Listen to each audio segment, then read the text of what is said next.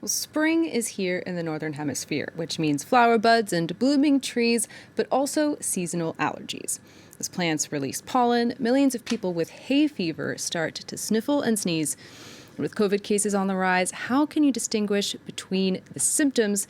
Let's talk about that more with our health editor, Julia Seeger, who's with us. Julia, how many people are affected by seasonal allergies? Hi, Claire. It's estimated that about 10 to 30% of the world population suffers from seasonal allergies. We have more precise data regarding the Northern Hemisphere because there are so many monitoring stations where scientists are really measuring the amount of pollen, for instance, in the air. And we know that in the Northern Hemisphere, at least, the first spring allergy trigger is actually still dust mites, followed only then by pollen. Now, pollen, as you know, is these tiny little grains that trees, but also grasses and weeds are going to release into the air to pollinate and fertilize other plants at the beginning of spring. Now, the number of people who are affected by pollen allergies specifically is actually increasing every year because there's more pollen in the air. And that's partly due to global warming because there's more carbon dioxide in the air that triggers more plants to grow at the same time and to pollinate at the same time. And it usually starts so, for instance, just to give you an example, here in France, it starts earlier than before. It starts in the south of France in January with cypress trees, and then later on with birch trees, and it kind of spreads to the rest of the country after that.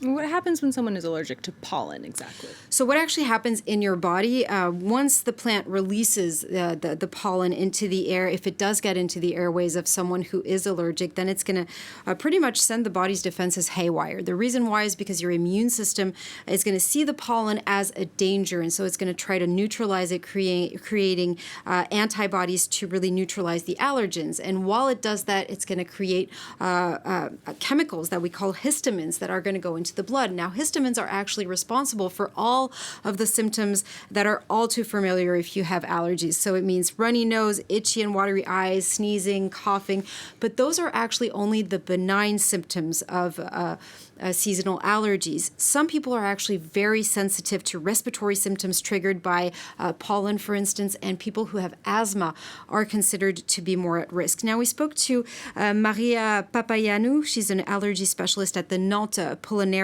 in France, and she says that if you have symptoms, even if they're very mild, you need to consult a doctor, and here's why. The symptoms are often mild, like a runny nose or itchy eyes. That's why people don't necessarily consult, which is a mistake, because the sooner you see a doctor, the better the chances you'll break the vicious cycle of inflammation that can then trigger more serious diseases such as allergic asthma, sleep disorders, and chronic fatigue, which are major public health concerns. Julia, we've been talking a little bit about the similarities in symptoms we can see with seasonal allergies, with COVID cases on the rise here in France. How do we tell the difference between hay fever and COVID? It's a good question because indeed it's really easy to mistake hay fever with at least the first preliminary early symptoms of COVID-19, especially because of the runny nose. But I'd say that the main difference is that hay fever, even if it sounds completely counterintuitive, doesn't actually trigger a high fever. Which is one of the symptoms of COVID-19.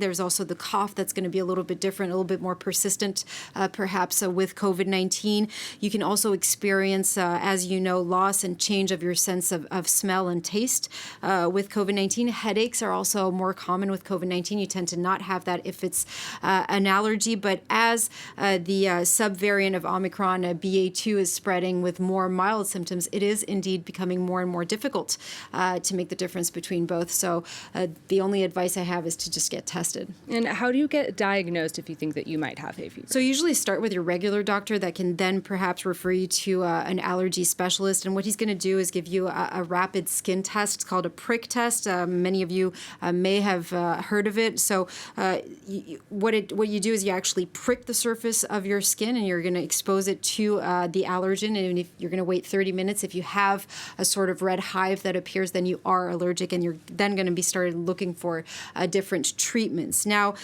so a lot of people use over-the-counter medications such as, you have histamines, you have nasal sprays, but that's actually not going to cure you. You have a more long-term solution, but it doesn't work for everybody. It's immunotherapy, and here again, you're going to expose your body gradually to increasing doses of that allergen until your body can sustain it, can handle it, but that actually takes years, and it doesn't always work for everybody. And are there any natural remedies for allergies? There are indeed. So these natural remedies, I think the one that works the best is definitely acupuncture for seasonal allergies. There's also a lot of different plants, so that can also be used on top of the other medications that you're taking. But I'm thinking, of course, of tarragon because it's an anti-allergen, thyme because it's a natural expectorant. Essential oil of lavender is also a very, very powerful, especially when it comes to trying to relieve the respiratory tracts specifically. Now, there are also some tips to keep pollen at bay. So first of all, keep your windows shut if pollen counts are high, and they're higher in the morning. Try to close your windows when mowing your lawn. Wear sunglasses if you go outside. That can definitely help as well as a face mask.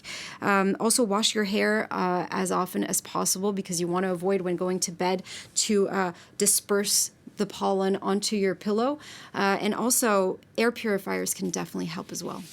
All right, well, as someone who suffers from seasonal allergies myself, that was all very helpful. Thank you so much. France 24's Julia Seeger with me here in the studio.